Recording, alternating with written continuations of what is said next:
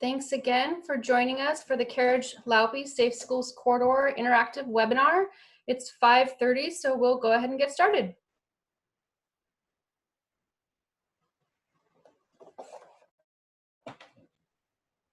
Primero, a los que hablan español, toda la información presentada en esta presentación se incluye en la encuesta del proyecto, lo que está disponible en español en el sitio web del proyecto, lo que está aquí en la pantalla. Gracias.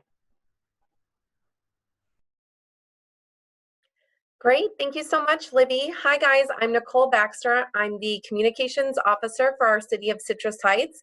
And before we get started tonight, I wanted to run through a couple of quick Zoom logistics with this group. First off, thank you so much for joining us remotely. We're excited to host this workshop. We will be taking questions throughout the presentation and at the end through the Q&A widget. So if you are joining us on a mobile device, if you tap your screen, a black bar should pop up and you can tap on the Q&A button to ask us your questions. And if you're on desktop, you can hover your mouse over the bottom of the screen and see the same button. If you're unable to stick with us for the entire presentation, please don't worry. We will be posting a recording of this on the project's website afterwards. The URL is listed here and we'll share that out. And last but certainly not least, we will be polling this audience throughout the presentation. So please weigh in that way too. And thanks so much.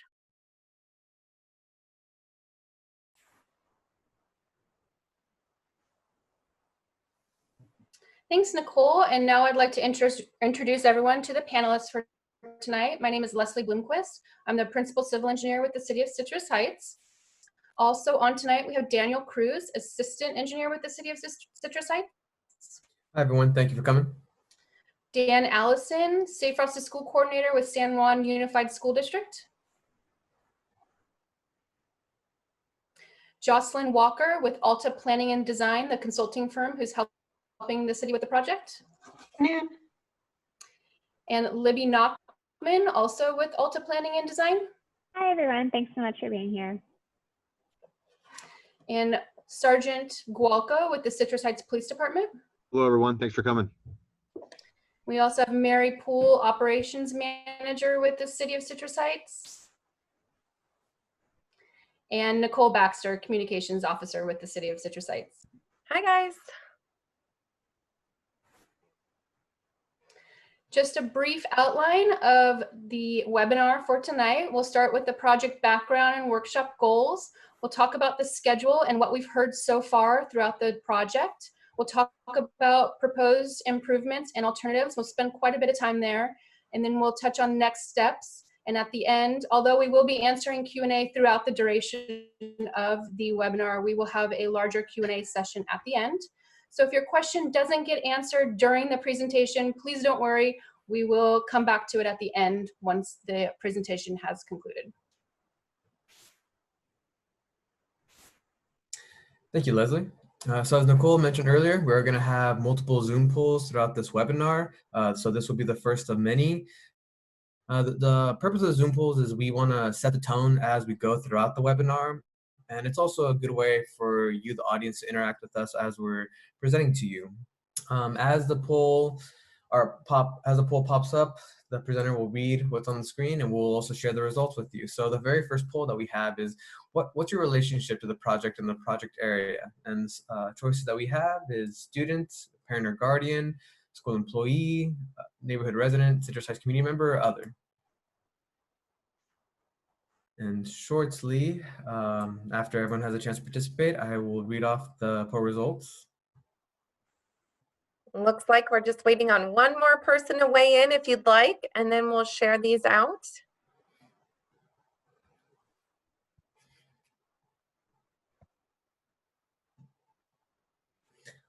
All right, so seems today we have a few parents and guardians, we have some neighborhood residents, and we also have some community members and some other people as well. So thank you for everyone who came to join today. Really appreciate it. Also, we have an online survey. This online survey is on our project website. You can see below on the screen at citrusheights.net/944. We encourage you that you take this online survey. This is a good way for us to formalize all the comments or input that you might have on some of the items that you'll see tonight, and all of the questions or all of the responses that you put onto the survey will be used to further modify some of the alternatives that you will see tonight. And for those of you who took the survey already, just want to say thank you so much for taking it. And this survey will be open until next week, Friday, which is May 22nd. We highly encourage you that you share this survey with all of your friends and family or neighbors that might be interested in learning about the project or interested in giving their input of what we're going to be showing tonight. And at this moment, I just want to give a special thank you to our partners that you see on screen. I want to give Dan Allison, our Safe Routes to School coordinator, a few moments to say some words. Dan? Safe Routes to School is a program that encourages students to walk and bicycle to school and to solve issues that prevent or discourage students from safely doing so. San Juan School District and the 3 schools have partnered in this project to help identify and solve those issues. Great, thank you, Dan. Some of the project goals that were identified early on is we want to incorporate safety for parents and students that are traveling to and from school, but not only to them, but also to the residents that live on the corridor. And another goal is we also want to provide more comfort for those who are on the corridor, whether they're driving through it or whether it's someone that's biking, walking, scooting, or any type of non-motorized vehicle. And finally, we want the end result to have more efficiency on the corridor, and more efficient not only as you drive through it, but also for parents and students that use the school parking lots. So we want to increase the efficiency of the circulation for the schools so that parents and guardians can go in and out easier. And with that, I want to hand it over to Leslie to talk about our timeline. Thanks, Daniel. For many years, we've heard from residents, parents, and community members about the need for increased safety on this corridor. These concerns were identified in the Citrus Heights Bike Plan, which was adopted in 2015, and in the Citrus Heights Walkability Plan, which was adopted in 2014.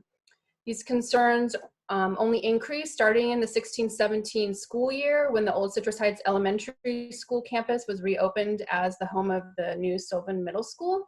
With this change, the overall enrollment of students on the corridor increased by about 25%, and so when compared to 2 years prior. Because of this, the city applied for and was awarded a grant to develop this Safe Schools Corridor Plan. The first phase of the project reviewed and analyzed the existing conditions. As part of the first phase, we reached out to you and other members of our community asking about your experience on the corridor and what some of the current needs are. We're now in phase 2 of the plan development, which is to develop the concepts and alternatives. And we're here tonight to present these to you and to get your feedback on them and answer questions.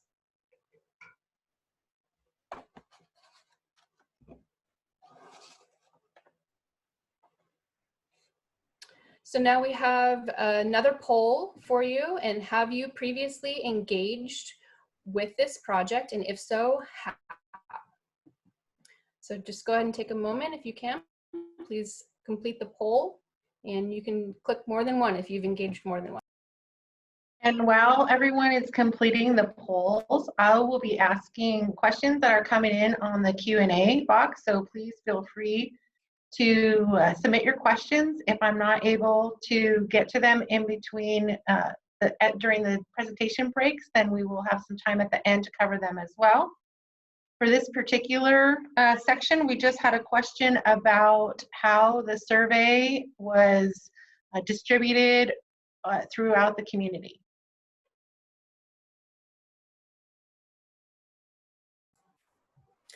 Thank you, Mary. I can answer that.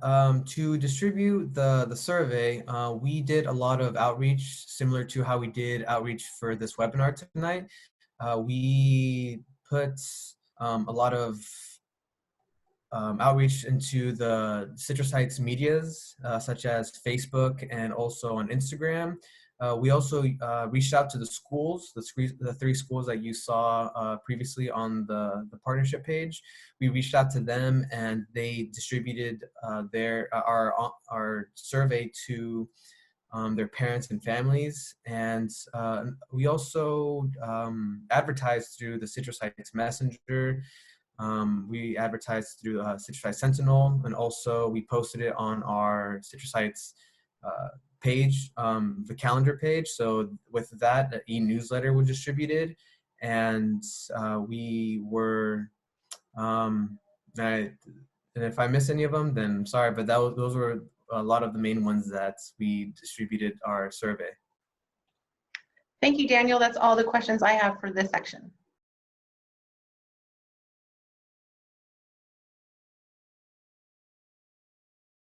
Thank you so much. So it looks like from the poll, we've had a lot of participation.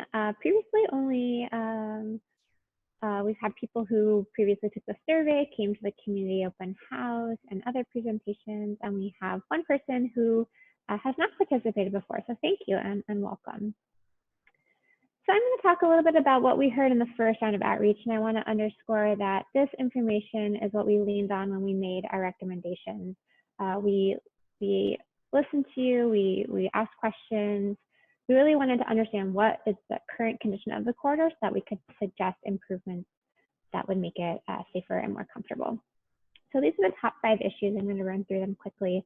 The first issue that we identified, the top issue, was safety for people bicycling and walking.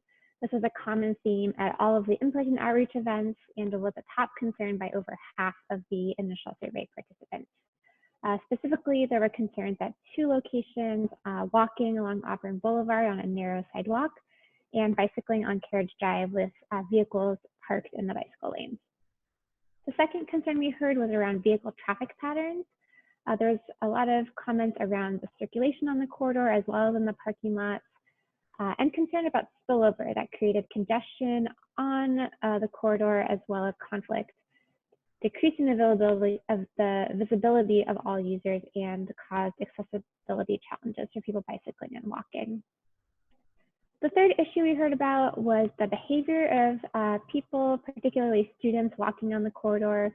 There were notes that students were observed by community members walking in the street or crossing at unmarked locations. And we heard a request for more education of students and other people walking in the corridor, as well as enforcement of correct walking behaviors. And we also recognized that we heard from the community a recognition that perhaps some of the substandard infrastructure was causing some of those issues, such as narrow sidewalks and lack of crossing opportunities. The fourth issue we identified in the first round of outreach was speed of vehicles on the corridor. We had perceptions from community members that there were perhaps people driving at unsafe speeds along the corridor. And there's also a perception that this corridor might be used as a cut through, and people who might be trying to avoid traffic on other streets may not know if it's a residential corridor or that it has so many schools. And finally, the fifth issue we identified was specific to one location, but we wanted to highlight it because we heard comments at nearly every event we went to. We're calling it the Lauppe Lane crosswalk. It's near the northern entrance gate of Mesa Verde High School, where Lauppe Lane makes a curve. There's a crosswalk there with overgrown shrubs. This makes it hard to see students when they're crossing there. And so a lot of people brought this crosswalk up as an area that needed attention. So we're going to take a first quick break and see if we have any questions so far. So as a reminder, as we're talking, please use the Q&A box at the bottom of the screen. You can enter questions around anything that we're talking about. We can have a dialogue throughout the conversation, and of course, we'll have the Q&A at the end as well. Mary, are there any questions you want to bring up at the moment? Thank you, Libby. Yes, we do have a couple of questions associated with the top issues, specifically with enforcement. And the first question for Sean Gualco, Sergeant Gualco, is how does enforcement play into this overall project? Let me see the question. Well, enforcement, just to answer generally, I guess speaking, enforcement is one of the primary function of my team's jobs is enforcement. Other part of that is education. So currently the police department works enforcement based off collision data and then also complaints. So if one of those two are occurring, then we will respond accordingly. And that's either through enforcement or education. So it plays a role in this. Thank you, Sean. So, so overall, then enforcement will continue to play a vital role in the overall development and implementation of this project. Yes. Great, thank you so much. The next question is for both Sean and Dan Ellison, and it is, how are you encouraging bikers and walkers to behave more safely? At the elementary school, Carriage Drive, there is available pedestrian and bicyclist education, which improves their skills in walking and bicycling. And then all three of the schools pretty much continuously provide safety messages as part of their regular communication to students and families. And if there's a specific problem at a specific location that has either gotten worse or is new, then there's often face-to-face contact between school staff and students at that location. Thank you, Dan. And Sergeant Gualco, are there assemblies or other activities that your team interacts with students and parents or other events for this purpose? Yeah, multiple times a year, the police department hosts just general safety, kid safety, bike safety, pedestrian safety to numerous of our schools, not just the ones in this corridor.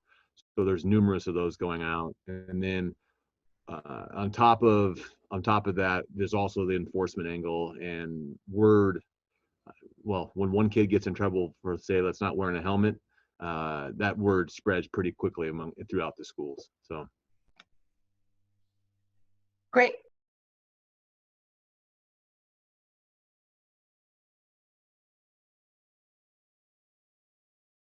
Mary. Sorry, we're trying to just do a couple questions in between each section, so I just want to let folks know that we do have other questions in the hopper, and if I don't get to it during the section you ask it, I will get to it at the end.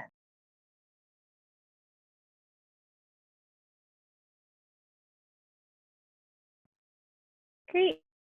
Thanks so much. Thanks so much, Mary. Thanks so much, everyone. So we're going to dive into the proposed safety improvements.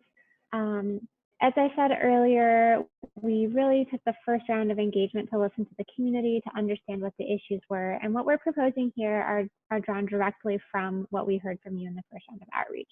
So we're proposing specific improvements to address the concerns that we heard.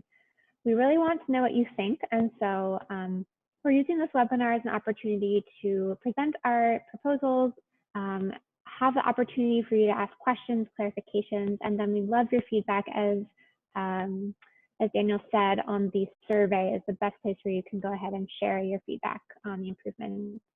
And then we'll use those to develop a preferred design. So we're going to go through 12 proposed alternative improvements, and then we have 2 alternatives, so sort of an option available. And for each slide, just so to orient you, we're going to go over the name of the proposed improvement and provide a photo. It may be something you've seen in Citrus Heights, and it might be something that's not currently in Citrus Heights. We'll talk about the benefits, the trade-offs, and then list the locations where it's proposed. And then finally, there's going to be an image from the technical concept plan document. This is the technical document with the full layout of the corridor and all the proposed improvements. This is posted on the website. So if you want to dive in and take a look at the entirety of the concept in this full form, you can go onto the website and take a look. So we're going to start with high visibility crosswalks. And I want to I remind you all again to ask questions as we're going through. We're going to take questions. We're going to have 2 or 3 breaks for questions in between these proposed improvements. So if you see have a question around anything we're talking about, go ahead and submit that as a question we can clarify at the breaks. So to start, we're going to start with high visibility crosswalks. There's a photo here of one in Citrus Heights. It's a crosswalk with thick yellow bars that goes across the street as a crosswalk would. The benefits of a high visibility crosswalk is that it increases the awareness of the crossing location, and it's easier to see from farther away, and it helps to mark where students or people should be crossing. In terms of trade-offs, there is a higher maintenance cost than a typical crosswalk. We're proposing high visibility crosswalks at many intersections on the corridor. The full list is here on the screen. And if you do look at that technical document, they're marked by these yellow hash marks that you can see in the bottom left. The next thing that we are proposing are curb extensions. So this photo here shows curb extensions with landscaping. They could also be made just solid concrete. That's a design decision that will be made at a later time. But essentially what a curb extension does is it extends the sidewalk out into the street just a little bit to shorten the crossing distance, provides more space for people to wait as they're crossing. So when we have large groups of students waiting at corners to cross, it provides more space for them to stand. They also make it a little bit easier for people driving to see those people walking.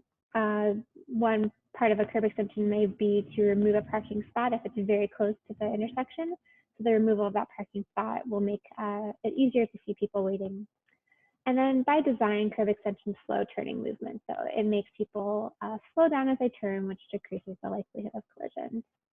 In terms of trade-offs, as I mentioned, there may be the loss of one or two parking spots per curb extension, but it's a small amount of parking loss. We are proposing these curb extensions at a variety of intersections listed here on your screen. And if you see them on the technical document, it's that gray area that you see in the bottom left on the corners of the intersection. The next proposed improvement are circular intersections. This can be a traffic circle or a roundabout, but it's any intersection with sort of a circular traffic control in the middle. The benefits of circular intersections are that they regulate traffic through intersections and reducing speed.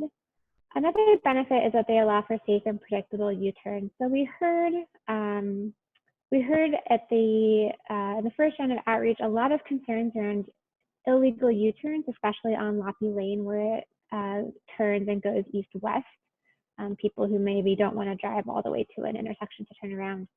So the benefit of having a circular intersection, we have two proposed, one at Carriage and Kenai and one at Carriage and Pratt. It allows people to go ahead and make that U-turn, but in a safe and controlled manner with that circular traffic control. And then a final benefit is that you can include vegetation or public arts options for the design that, again, will happen at a later stage. In terms of trade-offs, these may be a little unfamiliar to drivers, so would require a little bit more education and enforcement initially.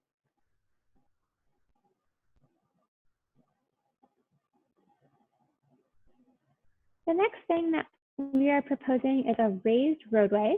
A raised roadway essentially is what it sounds like. The roadway is raised above the original height, similar to what you might experience when you drive up onto a low curb or drive up onto a speed hump. It raises the vehicle up a little higher for the duration of the roadway, and then the vehicle drives down off of the roadway. And we're proposing this at one specific location on what we're calling the Lauppe Lane curve. This is near the northern entrance gate of Mesa Verde High School.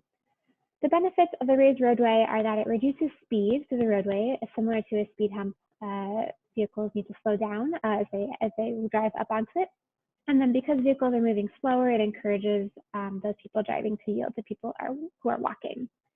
In terms of trade-offs, this is some amount of concrete work, so it's a little bit more expensive to install.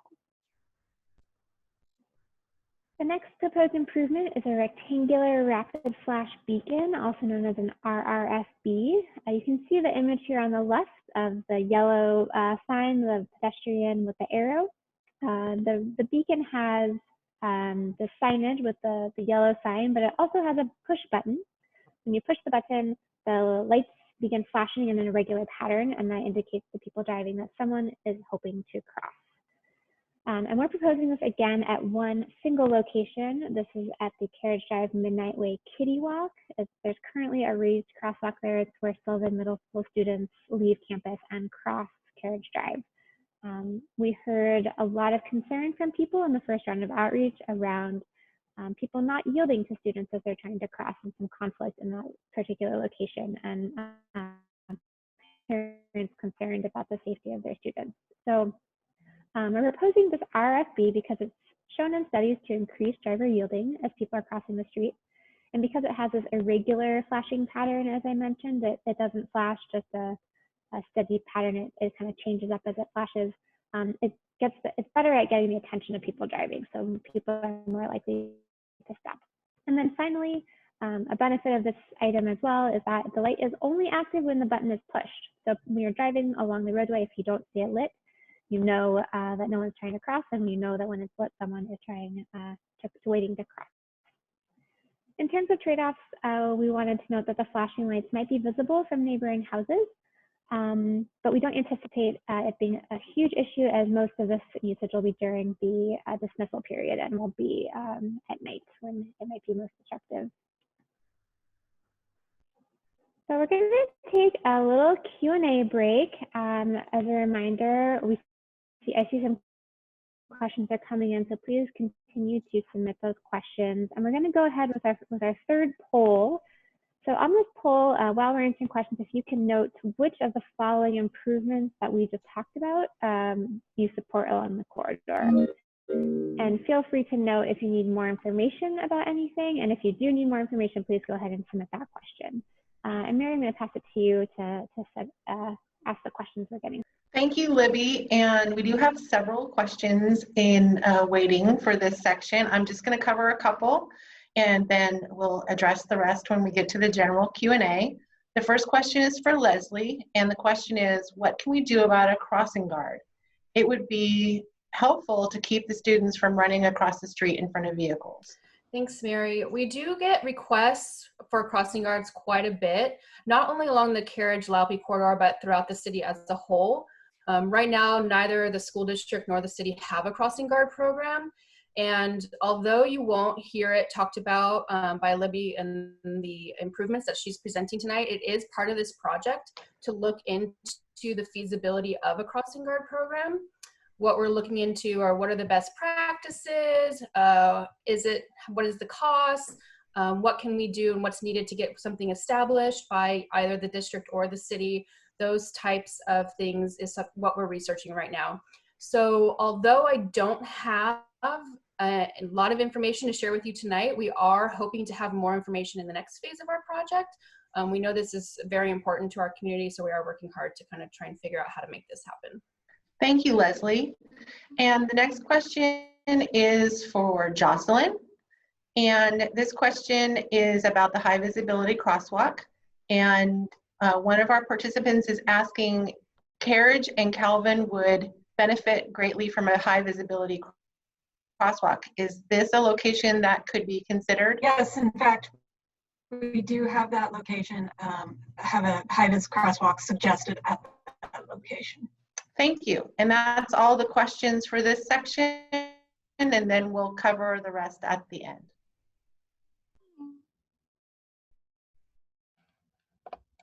Great, thanks so much. So just to look at the polling results, it looks like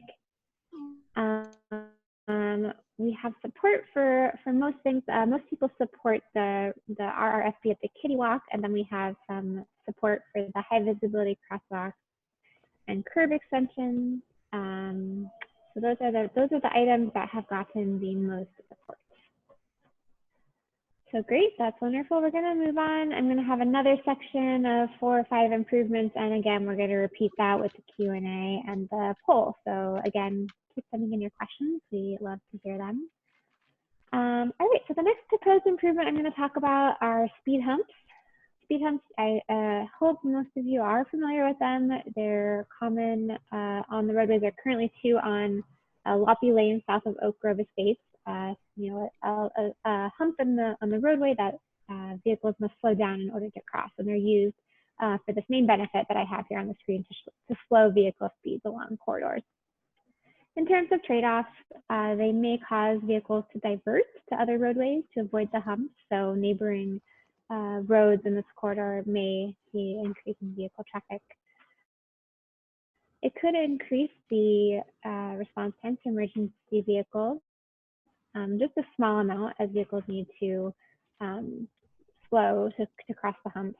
And then there could be a small increase in engine noise as vehicles are required to brake and accelerate at the humps. So as I said, they're currently on the corridor on Lauppe, and then we're proposing 3 additional locations on Carriage Drive. And if you look at the technical document, you'll see these 2 little rectangles next to each other that indicates a speed hump.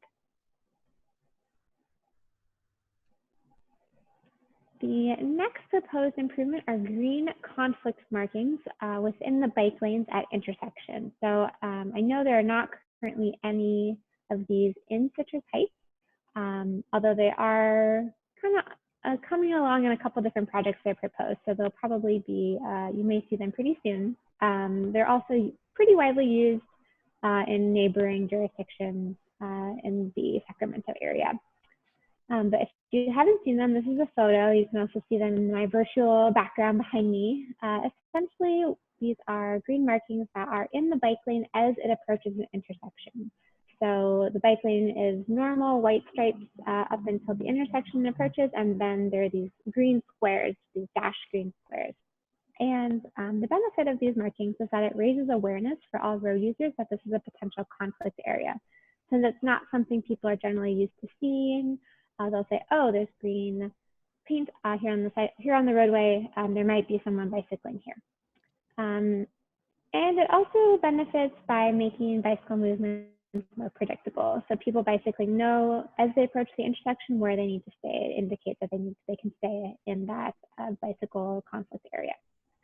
So we are proposing these green conflict markings on the approaches to most intersections. I have the full list of locations here on the slide.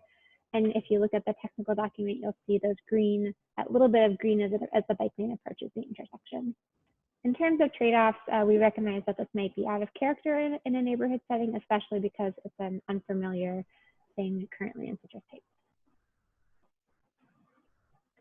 Next proposed improvement are wider sidewalks. I'm going to specifically talk about wider sidewalks on Auburn. So we are proposing acquiring a small amount of right-of-way on Auburn Boulevard to install a wide sidewalk from the front of Sylvan Middle School to Carriage Drive.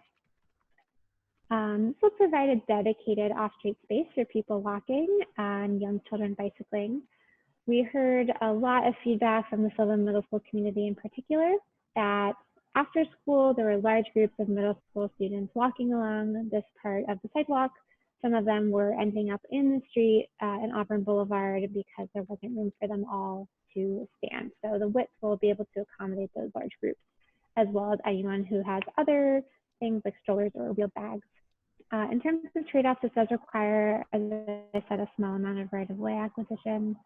And I'm going to talk a little bit later about wider sidewalks on Carriage Drive, but for now, this proposal is just regarding Auburn. The next proposed improvement are vertical curbs. So currently along the corridor, there are what are called rolled curbs, curbs that allow you to more easily drive up just a little bit onto the sidewalk. A vertical curb would replace those curbs with a vertical barrier. So there's a couple benefits to vertical curbs. First being that it makes it not quite as easy for a vehicle to drive up on the sidewalk. So it limits that vehicle encroachment and increases space for people on the sidewalk since there aren't necessarily vehicles on the sidewalk. And it makes it easier to see people as they're walking on sidewalks. And as I said, it makes a vertical barrier, so there's that additional bit of protection. If a student is walking on the sidewalk, it would be they'd be safe from perhaps a side swipe of a vehicle that might pull up onto the sidewalk. In terms of trade-offs, it could reduce parking capacity if the roadway is limited, but we have looked very closely at the corridor and made sure that where there is parking proposed, we have adequate width so that parking is maintained. And we are proposing them along the entirety of both Carriage Drive and Lauppe Lane. So we're going to take another poll break and Q&A. So if you have questions around speed humps, green conflict markings, the wider sidewalk, or the vertical curbs, go ahead and submit those. We're going to put a poll up so you can again mark the improvements that you support. And then I'm going to pass it off to Mary to go ahead with the questions. Thank you, Libby. And the first question I have is for Jocelyn, has to do with speed bumps. The question is, speed bumps would be a good idea from Mesa Verde on Carriage towards Calvin to slow down people. Is that something that can be considered? Yes, we are in fact considering that in that section where there is enough room between stop signs. Thank you. Then I have a couple more questions. One that has just come in is about vertical curbs, and I will give that to Jocelyn as well. And the question is, do vertical curbs make it more difficult for students when bicycling? The vertical curbs will, no, I mean, the students either will be on the sidewalk or off the sidewalk in bike lanes. And the vertical curbs enhance that path of travel by preventing people from parking on the sidewalk. So it really does benefit anyone who is on the sidewalk in that capacity. Thank you very much, Jocelyn. I do have a couple more questions and just want to remind folks that we will answer any questions that we're not able to get through in these intervals at the end. Thanks. Thanks so much. So we'll go ahead and see the results of the poll. Hopefully most of you have voted. Let's see. So looks like we have a lot of you support speed humps. 89% of you support speed humps. 67% of you support that wider sidewalk on Auburn. And 56% of you support the vertical curbs. A couple of you did say that you had needed more information, so please, again, go ahead and submit those via question. We'll answer them at the end or at the next question break. All right, so this is our last section of proposed improvements. So we have a couple of proposed improvements for the on-site circulation at the two school areas. This is the proposal for Carriage and Mesa. So there are a few things I want to point out on here. When you're looking at the upper left of this image, that's where Pratt Avenue connects to Carriage Drive. We're proposing installing a traffic circle and extending Pratt Avenue onto the school campus to increase the length of that driveway. By relocating the driveway entrance, we're going to make it the traffic flow a little bit easier to get into that driveway. And then if we're going to move over and look at the parking lot on the right-hand side of the image, we have a few things into the parking lot from Carriage Drive. We're proposing to close that off and make that emergency vehicle access only. Instead, the entrance to the parking lot will be off of where Kenai sort of goes into the next to the school parking lot. There'll be a one-way entrance midway down that block. People will enter there, will loop through the parking lot, and then exit at the bottom of the screen here. There's a one-way exit. I will exit there and then return back to Kenai and Carriage. So a few benefits of this are that it reduces the driveway conflicts by consolidating the entrance and exit and striping that high visibility crosswalk across the exit. That crosswalk will help to improve pedestrian visibility. The added traffic circles will better accommodate the surge vehicle volumes we see at arrival and dismissal time. And the closing of that entrance on Carriage will reduce any some of the spillover and backup onto Carriage Drive. So there's a little bit more capacity for people as they're lining up within the parking lot. In terms of trade-offs, it does make some driving routes slightly longer by moving that entrance and that exit. And the extension of Pratt Avenue would add a little bit of expense as well. So in terms of Sylvan Middle School circulation, we have a few proposals here. The western driveway, we're proposing to close and make that, again, emergency vehicle access only with a removable barrier. And instead, we're consolidating the entrance and exits into the eastern driveway that you can see here with the arrows going in and out. And so a few benefits of this, a number of benefits include making that traffic flow one way, which will reduce the conflict in the parking lots and improve the entrance exit flow. The main benefit we see here is that it moves the driveway farther from the intersection. So people who are exiting from Sylvan Middle, there's more room before the intersection of Carriage and Auburn. And because we've made sort of that driving path through the parking lot longer, it increases the amount of vehicles that can be in the parking lot and get them into the parking lot instead of being on Auburn Boulevard. All right, so those were the sort of one-off proposed improvement, yes or no. We're gonna move into this short section on two alternatives. So for both Lauppe Lane and Carriage Drive, we have options. We have alternative 1 and alternative 2. So I'm gonna go through and walk through those alternatives. So looking here, if you can go back a slide, thank you. Looking here at Lauppe Lane, we're looking, this photo is a picture of Lauppe from south looking north of the current condition. There are currently 2 driving lanes and 2 parking lanes and 2 sidewalks with no bicycle facilities on Lauppe. So I'm going to describe the first alternative for you, which proposes adding bicycle lanes. And just in case you've not seen an image like this before, this is, I'm gonna describe what we're looking at here. This is a cross-section view of the roadway. So imagine we're standing in that same spot that we were standing in that photo, south looking from the south to the north. In this image here, the left side of the screen would be the west side of the road and the right side would be the east. And then we show here the different proposed improvements, or what the proposed layout of the street would be along with its dimensions. So in terms of alternative 1, that's what we're proposing to add bicycle lanes. So if you're standing, again, as I said, here on Lauppe, you'll see bicycle lanes, people biking towards you, and then a bicycle lane on the right, people bicycling away. Since Lauppe Lane's dimensions are variable between Antelope and Pratt, some areas would have narrower sidewalks, some areas we would be able to have a little bit wider sidewalk. In order to accommodate the bicycle lanes, parking would be removed on just the west side, north of Oak Grove Estates. So that's what we have pictured here.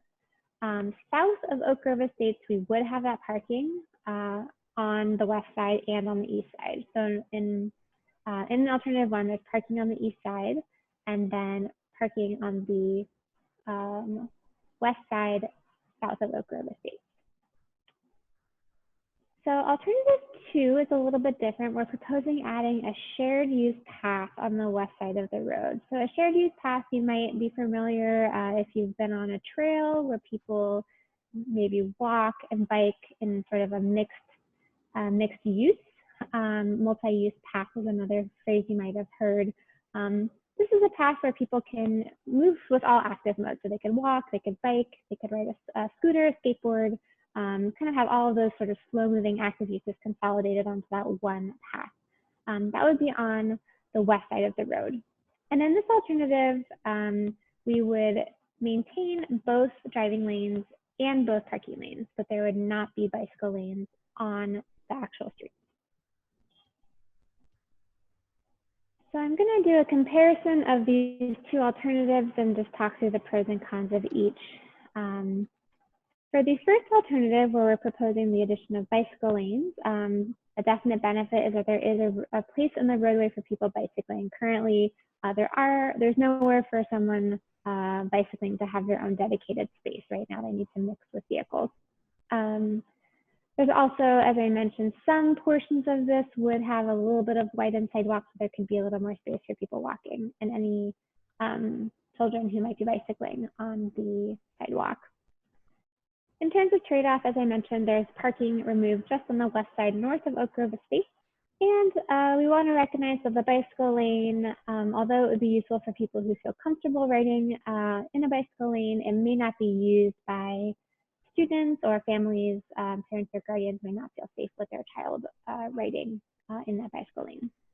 For alternative 2, the benefits of the shared use path are that it provides a low stress and off-street facility for people to bicycle or walk, and that really minimizes conflict with people driving. So anyone who is driving would be separated physically from the shared use path. The path would be up a vertical curb. So there'd be a vertical curb in between the roadway and the path, would be very separate, similar to a very wide sidewalk. You might imagine it like a wide sidewalk.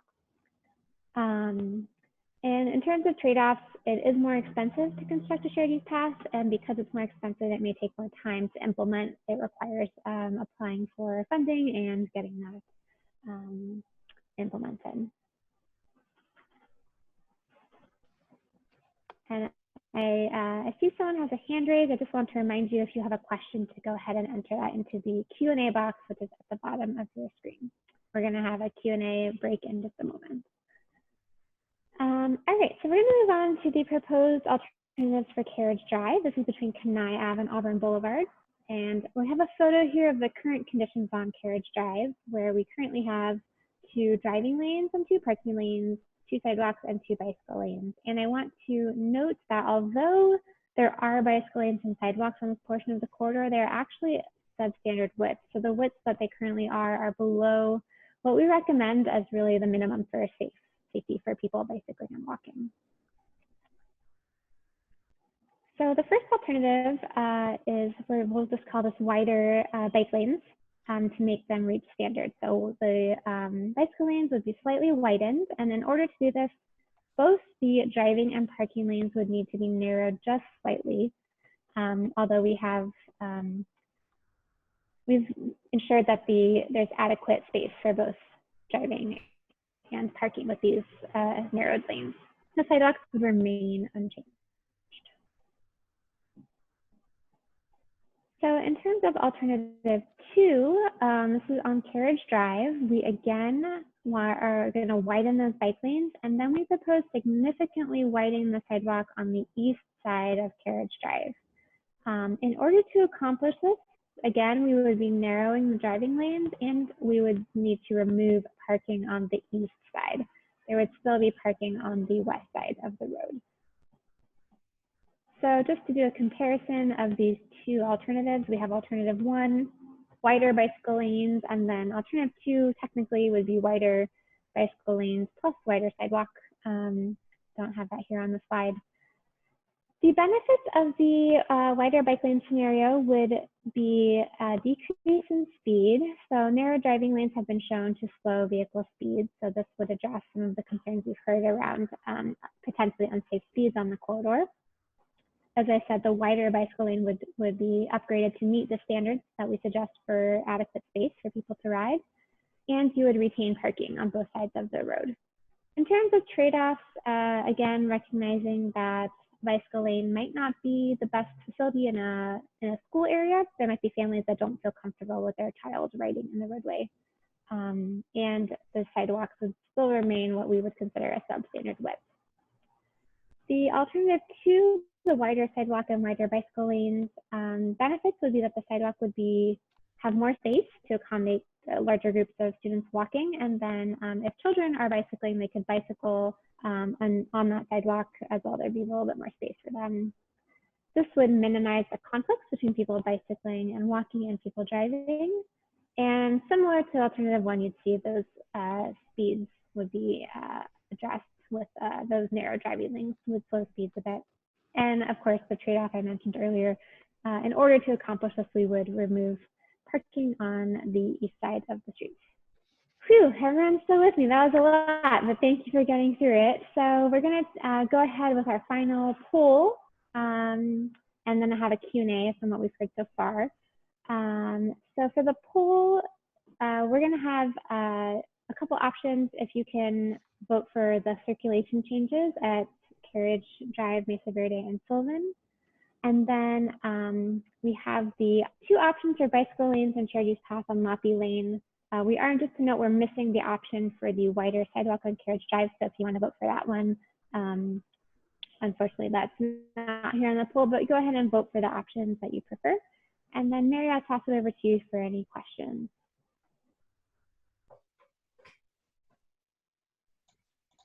Thank you, Libby. Okay, I do have several questions that have come in. One of the questions is specific to the vertical curbs. And that question is for,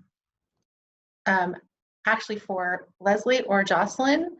And the question is, if vertical curbs are installed on Carriage Drive, how would this affect the residents' driveways as they are already high? So the driveways would need to be, the driveway would need to be regraded. Thank you, Jocelyn. And then the next question is for the circular intersections. And will there be enough room for cars to get around the circles from Kenai and turn left onto Carriage? And this question is for Jocelyn. Sorry, Jocelyn. No, that's fine. So this concept design does not go into that level of detail, but during engineering design, any project involving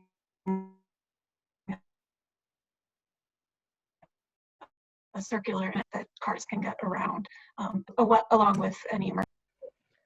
Thank you very much, Jocelyn. So those are the two questions for this section, and then we have several coming at the end for Mary, the general question and answer section. To that, we do have a couple similar roundabouts in the city of Citrus Heights. So if those that are joining us tonight or watching this video later want to see a similar size roundabout and how it works in the city and think about how that might apply here at Carriage and Kenai, we have one at the intersection of Spicer and Sperry.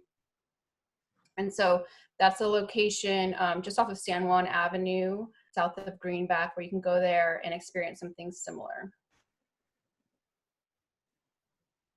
Thank you. And I'll turn it back over to Libby. Great. So we have the answers to our polls. It looks like we have 82% of you support the circulation changes at Carriage Drive and Mesa Verde. 55% of you support the circulation changes at Sylvan. In terms of the Lauppe lane, we have sort of a 50-50 split. About half of you support the shared use path and half of you support the bicycle lanes.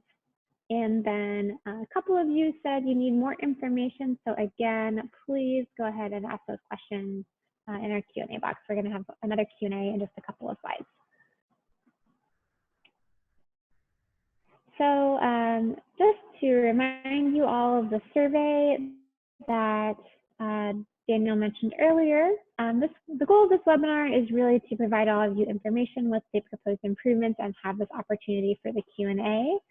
But to really capture your feedback, we really would encourage you all to go ahead and take the survey. It'll be very similar to the information that we've presented in this webinar, but there's opportunities for you to vote for each of the different alternatives and also to say whether or not you support each of the proposed improvements and space for you to share additional comments. So if you have open-ended feedback around any of the improvements, there's space for you to do that in the survey. So we certainly encourage all of you after the end of this webinar to go ahead and take the survey, and please share, go ahead and share that with any friends, community members, family, anyone, neighbors, so we can get as much feedback as possible.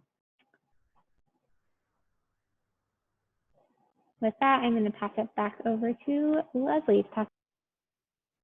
Thanks, Libby.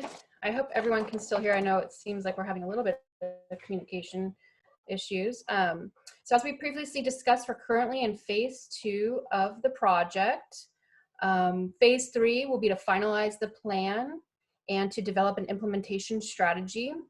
The documents will be presented to both the Citrus Heights City Council and the San Juan Unified School District Board. The grant we were awarded for this was just to develop the concepts. Once the plan is complete for the concepts, we will then take that, the city and the district will work together to look for grant funds for the actual design and construction of the improvements. Depending on the alternatives that are selected, we'll have to phase the project, and the amount of phases will really depend on the cost of the corridor. But that's what we'll be doing from 2021 and beyond. We'll be looking for funding for the implementation.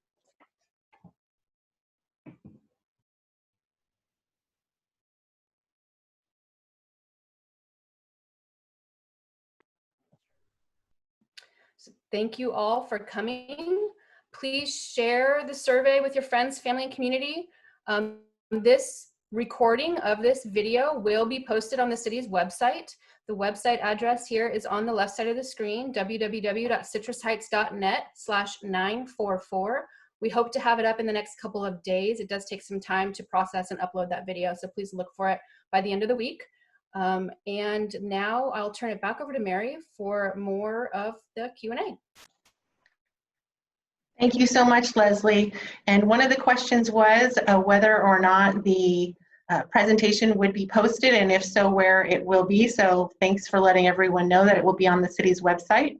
And the next question I would like, Leslie, for you to follow up with is the question about the interaction between the driveways and the vertical curbs, as that one wasn't clear.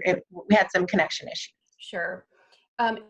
If vertical curbs are recommended and installed on the corridor, we would have to reconstruct all of the driveway approaches to all of the properties where the vertical curb will be in front of. So right now, where we have rolled curb leading up to driveways, I know some cars have difficulty getting over those without bottoming out or scraping the bottom of the cars. Vertical curbs, when they're reconstructed with the driveway approach, actually helps reduce that, makes it easier to access private property, but it does require some reconstruction of the property in order to make that happen. Thank you, Leslie. And now I'm going to go ahead and cover the questions that have come in throughout the webinar. So they'll be, depending on where they are in their rotation, they might cover different sections. So the first one is for Leslie, and this is about the rectangular rapid flashing beacons. And the question is, how long did these flashing lights stay on? As particularly because kids don't always walk quickly across the street. That's a great point. They're typically lengthy enough for a crossing, so you can set the time that they flash depending on the location. So longer crossings would have longer time where they're flashing. But of course here, based on observations, when they are installed, we can adjust the time to be what is necessary at this location. Thank you, Leslie. The next question is also about crossings. And this one I would ask either Jocelyn or Leslie to answer. And the question is, Calvin and Carriage gets crossed from each side by students. However, there's only one section designated for crossing. Is that something that could be changed with this plan? The reason that there is only one crosswalk shown is to encourage pedestrians to cross at that location, which reduces conflicts. Really having fewer crosswalks can encourage the kids to cross at that location. Thank you, Jocelyn. And now we're moving into a question about the alternatives. And so this question would be for Jocelyn again, or Libby. And the question is, in alternative one, some people will not be able to park in front of their homes, but they can park across the street in front of someone else's home. So how many homes will this affect? There are about 35 or 36 homes on that west side of Carriage. Thank you, Jocelyn. And then I have a general question that would be for both Sergeant Guelco from the enforcement side and for Leslie from the engineering side. So over to Sergeant Guelco first. The question is, how can we slow traffic and speed down Carriage? The stop sign on Carriage and Calvin is often just run, and we need speed bumps on this road. Yeah, thanks for the question. Yeah, it's a two-prong approach through engineering. and through enforcement is how that gets solved. So if residents are seeing folks running the stop sign or speeding, then is there a traffic line that they can call in, or an email, or Absolutely. an app? You can call our non-emergency line and report it. The dispatcher will take your information down, and it gets put into a queue for my unit to distribute amongst the officers for enforcement. Thank you, Sergeant Gualco. And I know what I hear at neighborhood meetings that I attend is don't be afraid to call or report these incidents. It's not a bother. The police department really wants to know where the issues are happening so they can assign resources. Is that correct? Thank you, Sergeant Gualco. And then over to Leslie for the engineering perspective. Yes, thanks. We will help with the speeds. A lot of the other improvements that are proposed are designed to reduce speeds as well. The curb extensions or bulb outs are designed to slow speeds as people are turning from Carriage on or off of Carriage from the side streets. Narrowing the travel lanes will also help reduce speeds. The roundabouts themselves will also help. So I think a lot of the improvements that we've discussed are for that, especially when we put them all together, it will have a really big impact on the speeds on the corridor. Thank you so much, Leslie. The next question is related to during school hours, blocking driveways. And I'd like to ask the question both again to Sergeant Gualco and then to Leslie. So the first question is, during school hours, parents are blocking driveways to pick up their children. Can we please give them a parking area or somehow enforce this better? So the enforcement question for Sergeant Gualco, blocking driveways. Yeah, absolutely. So it would be the same as the previous answer: is call us when this is occurring, and we can come out and enforce that if that's an issue. Right, and Sergeant Gualco, does the traffic unit also do patrols throughout the school during pickup and drop-off times? Yes, we also, in addition to the traffic unit, there's also school resource officers that are assigned to each school. And then during the school year, I have 6 motor officers, and each motor officer is assigned to 1 or 2 different of our elementary or high schools. That's great, thank you so much. And then Leslie or Jocelyn, could you talk about whether or not there's an option for additional parking or staging area for the parents?